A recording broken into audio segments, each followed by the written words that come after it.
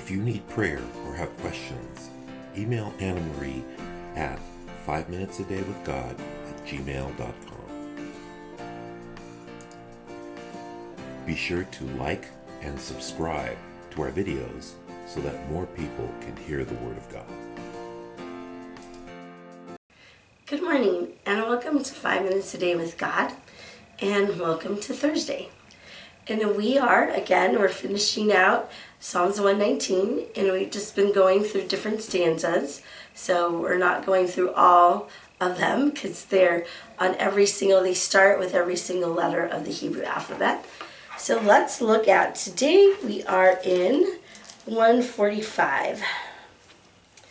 I will call with all my heart, answer me, Lord, and I will obey your decrees. I call out to you, save me, and I will keep your statutes. I rise before dawn and cry for help. I have put my hope in your word. My eyes stay open through the watches of the night, that I may meditate on your promises. Hear my voice in accordance with your love. Preserve my life, Lord, according to your laws. Those who devise wicked schemes are near, but they are far from your law. Yet you are near, Lord, and all your commands are true. Long ago I learned from your statutes that you established them to last forever. All right, so there's a couple things I want to point out on this 8-verse stanza. But the first thing that I was just thinking about is as the psalmist was saying, I have put my hope in your word. And I was thinking we have something that all the biblical writers, and especially the Old Testament writers, didn't have. We have the complete Word of God here. And so that's exciting. I mean, some of them maybe only had the law to read or to meditate on, but we have all of it. We have the discourse, we have the instructions and the epistles in the New Testament. We have like narrative stories in the Gospels and chunks in the Old Testament. We have beautiful poems here in Psalms. We have the complete Word of God, and it's so great that we have that to dig into every day. So here what the psalmist was really teaching us when he was talking about I call, it says, I call with my whole heart and I call out to you. And this passage is really concentrating on prayer and the fact that he calls out to God day and night.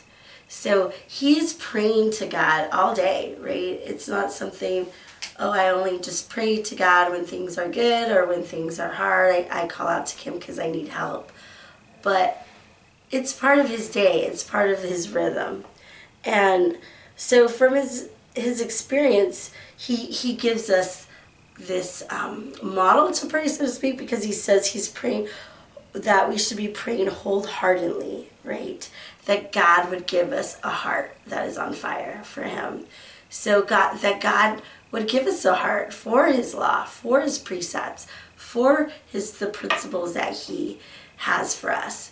Sometimes we may look at the instruction like, oh God, you're trying to keep me from having fun, or God, you're trying to pull me down or restrict me. But God gives us these guidelines because he loves us, right? Just as a parent would give a child guidelines, they don't want them to run out into the street because they would be hurt. God gives us these guidelines because he loves us and he knows how we are going to thrive and grow best in these guidelines and these principles. And so our heart should be, God, I want to know your word. God, I need you. God, I need to meditate on this because there is so much junk out there with the world philosophies and even what people say about us, right? We need to get into the word and see what God says about who we are and how to live our life. So I just want to encourage you to kind of examine yourself and think, what do I feel about God's laws, principles, guidance, precepts, right?